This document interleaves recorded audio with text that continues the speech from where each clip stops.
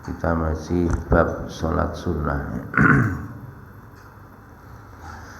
A'udzu billahi minasyaitonir rajim wa 'an Ibni Umar radhiyallahu anhuma 'anil Nabi sallallahu alaihi wasallam qala ij'alu akhir sholatikum bil laili witra. Dari Ibnu Umar radhiyallahu anhuma dari Nabi sallallahu alaihi wasallam, beliau bersabda, jadikanlah kalian akhir sholat kalian di malam hari dengan witir. Muttafaqun alaih. Ini yang menjadi dalil bahwa yang utama witir itu menjadi penutup sholat malam. Ya, walaupun witir itu di awal malam juga boleh. Kemudian nanti kalau bangun malam sudah nggak witir lagi, ya tapi tetap yang lebih utama adalah sholat malam dulu baru witir, itu begitu. Wa Nabi Sa'idin al-Khudri radhiyallahu anhu anna Nabi sallallahu alaihi wasallam qala awtiru qabla an tusbihu, rawahu Muslim. Dari Abu Sa'id al-Khudri radhiyallahu anhu, sungguhnya Nabi sallallahu alaihi wasallam bersabda, witirlah kalian sebelum sholat subuh datang. Jadi sebelum subuh, artinya sebelum masuk waktu subuh masih boleh sholat witir. Sebelum azan subuh masih boleh sholat witir.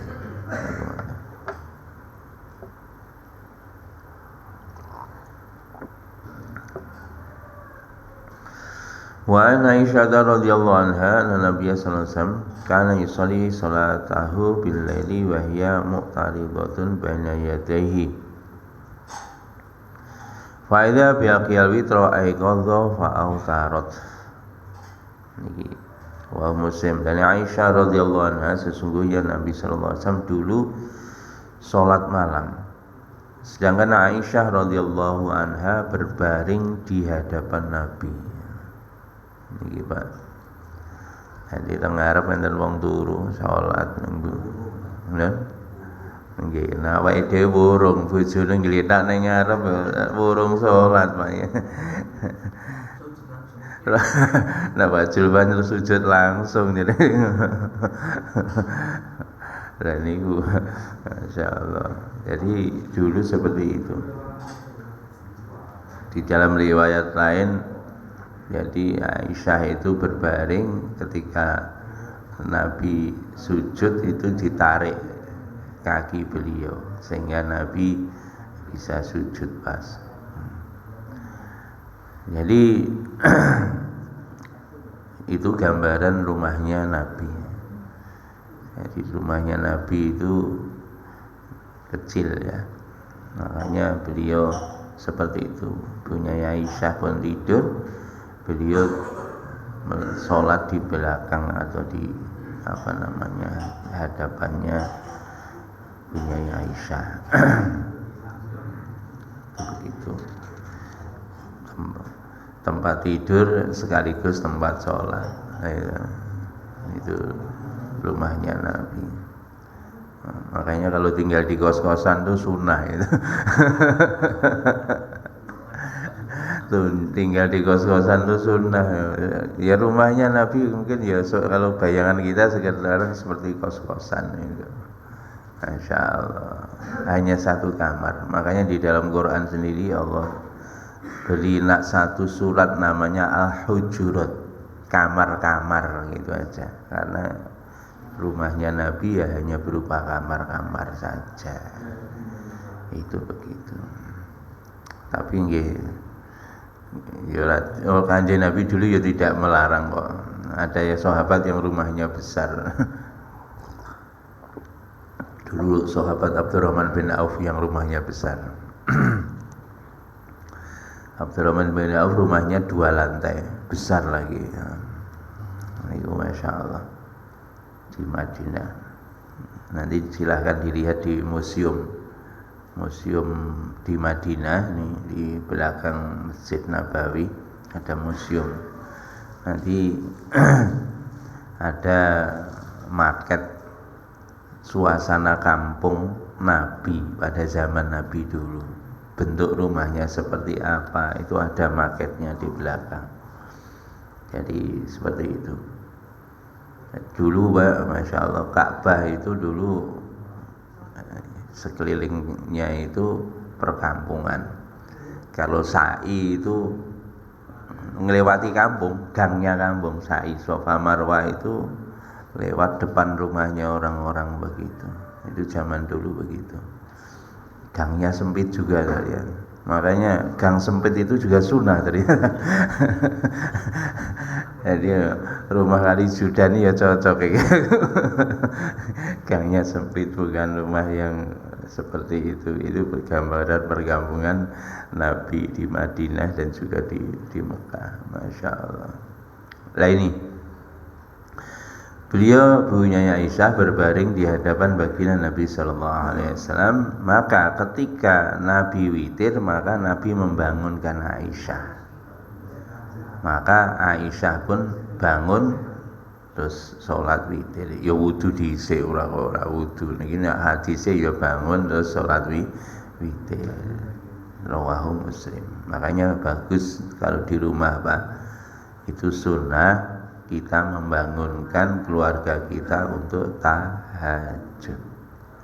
Nah, mungkin capek, kasihan begitu, minimum ketika witir itu dibangunkan, diajak sholat witir. Di dalam hadis yang lain, Allah merahmati seorang laki-laki yang bangun malam dan membangunkan ahli keluarganya. Kalau tidak mau, disuruh mau merci'i air mukanya. Diperci'i air mukanya. Kalau kita mau memerci'i air muka anak, istri untuk diajak bangun malam, nanti kita diberi rahmat oleh Allah. Demikian juga Allah merahmati seorang istri yang bangun malam hari dan sholat dan membangunkan ahli keluarganya, suaminya, anaknya. Kalau tidak mau, dia diperci'i air supaya bangun. Itu dirahmati oleh Allah. Makanya di dalam rumah itu kita dianjurkan untuk tolong menolong di dalam kebaikan dan takwa. Minim di dalam rumah kita. Ya, kalau lebih luas ya satu kampung, lebih luas satu negara, lebih luas satu dunia. Kita tolong menolong dalam kebaikan dan takwa, termasuk teman-teman jamaah. Ya, ini tolong menolong dalam kebaikan dan takwa, membantu untuk memakmurkan masjid. Nanti gantian kita pergi ke sana, ikut memakmurkan masjid di sana. Ini diperintahkan oleh Allah untuk tolong menolong di dalam kebaikan, wabil khusus memakmurkan masjid. Innama ya'muru masajidallah man amana billahi wal yaumil akhir. Orang-orang yang memakmurkan masjid itu hanyalah orang-orang yang beriman pada Allah dan hari akhir. Di dalam riwayat yang lain, wa idza baqiyal witru qala qumi fa'utiri ya Aisyah. Niki Pak. Kanjeng Nabi di dalam riwayat yang lain, ketika sudah menjelang witir, Nabi bersabda, bangunlah kamu wahai Aisyah, witirlah kamu wahai Aisyah, bangunlah kamu, witirlah kamu. Niku Nabi memanggil Aisyah seperti itu. Masya Allah. Mulane nggih ngeten iki Pak, enten wong wedok niku sing tahajude gasi, wong lanange males, enten di dalam keluarga ngeten iki Pak. Ya enten sing waliane sing lanange sregep tahajud, ibuke rada ngoten niku. Makane walaupun seperti itu, saora-orane ketika witir itu dibangunkan.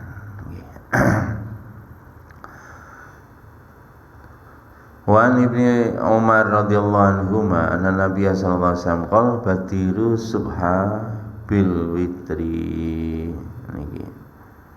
Dari Ibnu Umar radhiyallahu anhu sungguhnya Nabi sallallahu alaihi wasallam bersabda, badiru segerakanlah witir sebelum datangnya subuh. Niki makane nak pun temriki tarhim nika sebaiknya jenengan salat ya salat witir mawon ngoten. Wa Jabir radhiyallahu anhu qala Rasulullah sallallahu alaihi wasallam qama alla yaquma min akhiril laili falyutir awwalahu wa man tama'a yaquma akhirahu falyutir akhiral lail fa inna salata akhiril laili masyhudatun wa dzalika afdal rawahu Muslim. Dari Jabir radhiyallahu anhu berkata Rasulullah sallallahu alaihi wasallam bersabda, barang siapa yang khawatir untuk tidak bisa bangun di akhir malam, maka witirlah kamu di awal malam. Dan ini bagi yang khawatir tidak bisa bangun di malam hari, itu witir saja di malam awal malam.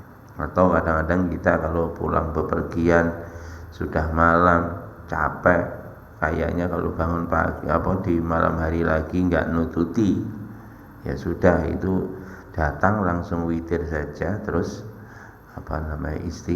istirahat. Kemudian kalau dia memastikan atau dia yakin bahwa di akhir malam nanti bisa bangun, maka witirlah di akhir malam. Kalau yakin nanti bisa bangun, maka witirlah di akhir malam. Karena sholat di akhir malam itu dipersaksikan oleh Allah dan malaikatnya. Nah, di akhir malam ini Allah turun di langit yang pertama dan memberi pengumuman, siapa yang memohon maka aku akan kabulkan permohonannya, siapa yang mohon ampun aku akan ampuni dia. Allah berikan pengumuman begitu. Jangan aja memahami sing neko-neko. Jadi Allah nggak pernah naik. Kalau ini kan akhir malam ono terus sak dunia. Jangan dipahami seperti itu ya. Itu dimensinya lain ya. Dimensinya lain, yaitu bagi Allah itu mudah urusan seperti itu.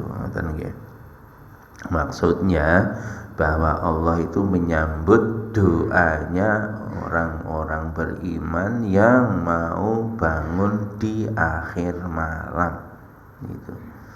Seolah-olah Allah turun di langit yang pertama itu untuk menjambut doanya orang-orang yang dicintainya yang sedang bangun di akhir malam. Maka usahakan akhir malam bangun, Masya Allah. Kemudian jangan lupa sholat witir. Wa dzalika afdal.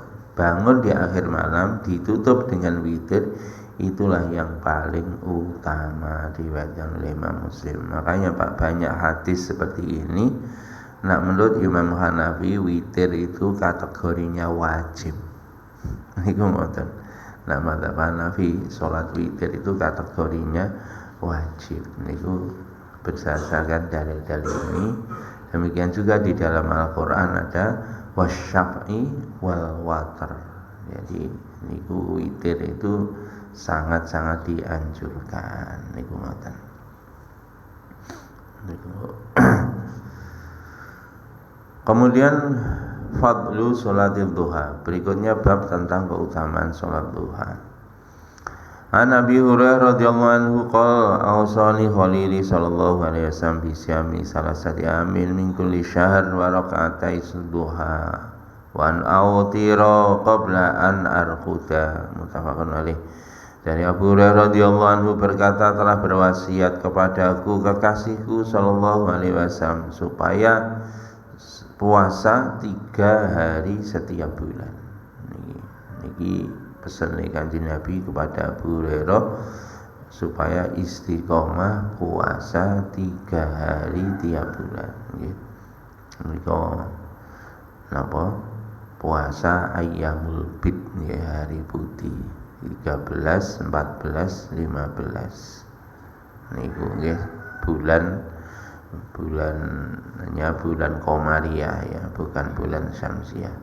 Itu sunnah kita puasa di 3 hari. Cuma di sini teks hadisnya tidak menyebutkan puasa itu. Yang penting 3 hari tiap bulan. Nah, Senin Kemis ya otomatis Senin Kemis lebih dari itu. Senin Kemis paling tidak 1 bulan bisa 8 kali. Niku ngoten. Kalau Senin Kemis insya Allah sudah masuk dalam kategori anjurannya Nabi, setidaknya 3 hari setiap bulan kita puasa. Yang kedua warokaatai duha. Yang kedua adalah untuk sholat duha 2 rakaat. Nah, ini minimum sholat duha adalah 2 rakaat. Kemudian yang ketiga wan autiro qabla an arquda, dan supaya berwitir sebelum tidur. Nah, Nabi pesan kepada Abu Hurairah supaya witir sebelum tidur. Muttafaqun alaih. Wal idaru qabla naum inama yustahabu liman la yuthiqu bil istaiqadhi akhirul lail fa in wathiqa fa akhirul lail afdal. Niki keterangane walaupun dijelasne kalau dia tidak yakin bisa bangun di akhir malam maka tidur sebelum tidur witir dulu, tetapi kalau yakin bahwa nanti akan bangun malam, nanti witirnya adalah setelah bangun di akhir malam, kemudian sholat malam baru ditutup dengan witir. Wa Nabi Dzar radhiyallahu anhu an Nabi sallallahu alaihi wasallam qala yusbihu ala kulli sulamai min ahadikum shadaqatun fa kullu tasbihatin shadaqah wa kullu tahmidatin shadaqah wa kullu tahlilatin shadaqah wa kullu takbiratin shadaqah wa amrun bil ma'rufi shadaqah wa nahyun 'anil munkar shadaqah wa yujzi'u min dzalika raq'atani yarka'uhuma min duha. Rawahu Muslim. Abu Dzar radhiyallahu anhu dari Nabi sallallahu alaihi wasallam bersabda, setiap pagi wajib atas setiap persendian kalian sedekah. Jadi kita niku diwajib nih nyodakoi setiap persendian kita setiap hari.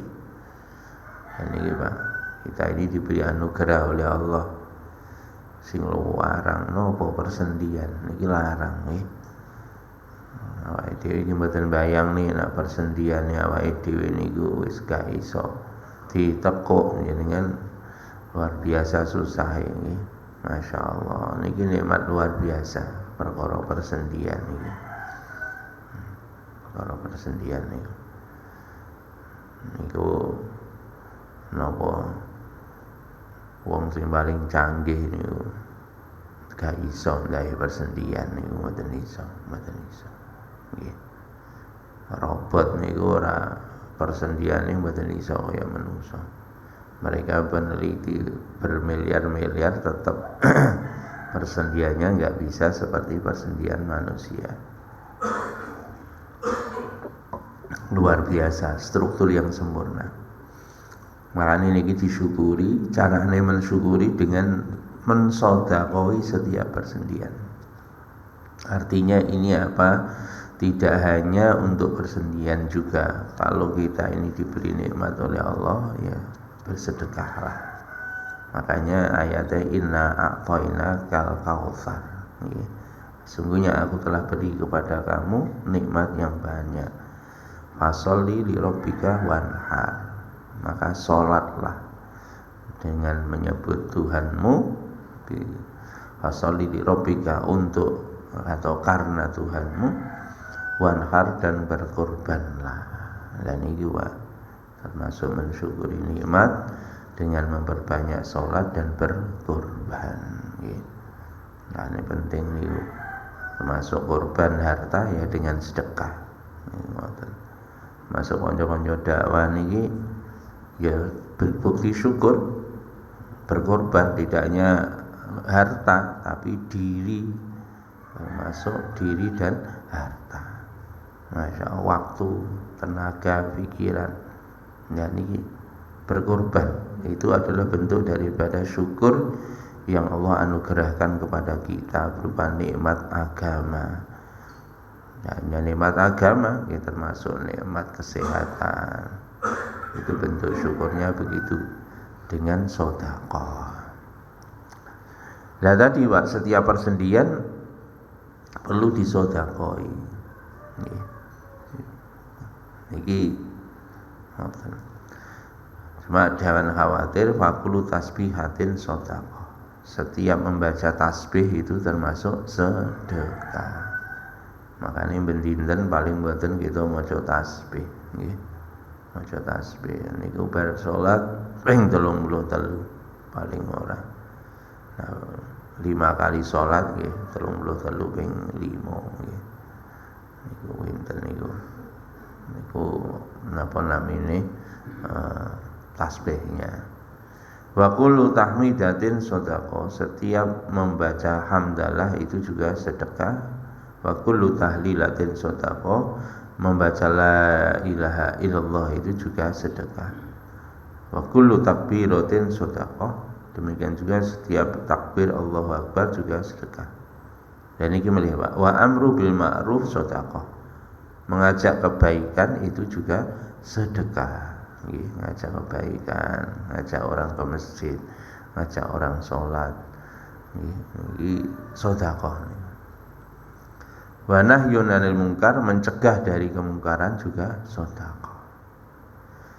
Wa yujzi'u min dzalika raka'atain yarka'uhuma min duha, mencukupi kesemuanya tadi dengan 2 rakaat sholat duha, diriwayatkan oleh Imam Muslim. Nah jenengan sholat duha 2 rakaat niku padha karo mensedekahi seluruh anggota tubuh kita, wabil khusus persendian-persendian. Konon katanya para ahli persendian kita itu ada 360 sendi. Wallahu alam, sing ngitung Pak Hadi ini iso ngitung. Aku ora iso ngitung jumlahe pira. Wa Aisyah radhiyallahu anha qalat kana Rasulullah sallallahu alaihi wasallam yusalli duha arba'an wa yazidu masyaallah. Rawahu Muslim. Dari Aisyah radhiyallahu anha berkata, dulu Nabi sallallahu alaihi wasallam salat duha 4 rakaat dan beliau menambah sekehendak Allah Subhanahu wa taala. Rawahu Muslim. Jadi Nabi niku salat duha biasane sekawan rakaat, dan niki beliau juga menambah, kadang menambah sekehendak beliau atas izin Allah. Niku diriwayatkan oleh Imam Muslim. Makanya salat duha batasannya tidak ada batas berapa rakaat, tapi Nabi seringnya 4. Terus embuhe gak dijelasno lah ngoten. Makanya ini wau saora-orane salat duha 2 rakaat. Nak saged dirutinnya 4 rakaat. Wa Ummi Hani radhiyallahu anha binti Abi Thalib qalat dhahabtu ila Rasulillah sallallahu alaihi wasallam amal fathi fawajadtuhu yaghtasilu falamma faragha min ghuslihi shalla 8 rakaatin. Wadzalika duha muttafaqun alaih. Dari Ummu Hani Fakhitah binti Abi Thalib radhiyallahu anha berkata,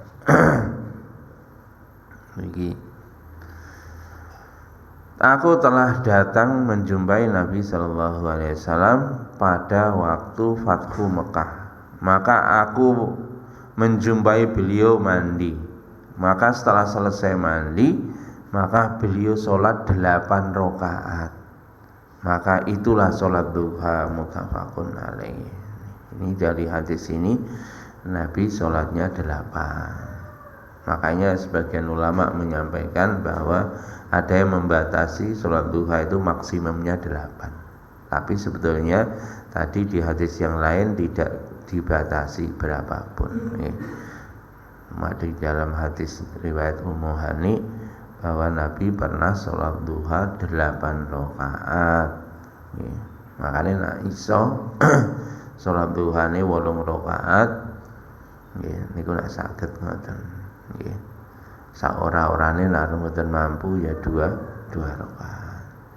Masyaallah. An Zaid bin Arqam radhiyallahu anhu annahu ra'a qauman yusalluna min ad-duha. Faqala amma laqad alimu anna sholata fi ghairi hadha sa'a afdal. Inna Rasulullah sallallahu alaihi wasallam qala sholatul awwabin hina tarmadul fisalu rawahu Muslim. Tarmadu ayakni syiddatul har wal fisalu jami'u fasih wa huwa as-saghiru minal auladil ibil. Niki ngaten. Dari Zaid bin Arqam radhiyallahu anhu, sesungguhnya Zaid melihat orang-orang sholat duha. Maka Zaid bin Arqam berkata, apakah kamu tidak tahu sesungguhnya sholat di duha di selain waktu ini lebih utama? Karena Rasulullah SAW bersabda, sholat duha adalah ketika anak-anak unta telah mulai kepanasan. Diriwayatkan oleh Imam Muslim. Dan ini Pak, jadi waktu yang utama sholat duha itu adalah ketika anak-anak unta sudah mulai kepanasan. Makanya ini menurut Imam Nawawi waktu ini anak unta mulai kepanasan itu kira-kira matahari tingginya adalah 45 derajat. Tingginya 45 derajat. Ya, kira-kira jam berapa? Jam 9. 45 derajat itu kalau terbitnya jam 6, tengah harinya kalau kita ini jam 11 lebih 15. Ya, niku ngoten, nanti dibagi 1/4 antara keduanya. Jadi 6 tambah 11, tekan jam 12 ya, 6 sampai jam 12 niku 6 jam. Jadi 6 jam dibagi 2 3 jam. Makanya kalau 3 jam 6 ditambah 3 ketemunya jam 9-an. Jadi afdolnya sholat duha itu sekitar jam 9. Tapi mulai terbitnya matahari naik sepenggalah itu sudah boleh sholat duha. Tapi yang paling utama adalah ketika anak-anak unta sudah mulai kepanasan, kira-kira jam 9 pagi atau kurang ya, setengah 9 atau jam 9 pagi itu waktu yang utama. Masya Allah. Apa yang kita dengar, niat kita amalkan dan kita sampaikan kepada saudara-saudara kita. Ngoten nggih. Kita tutup dengan doa majelis. Subhanakallahumma bihamdika asyhadu an la ilaha illa anta astaghfiruka wa atubu ilaik. Assalamualaikum warahmatullahi wabarakatuh.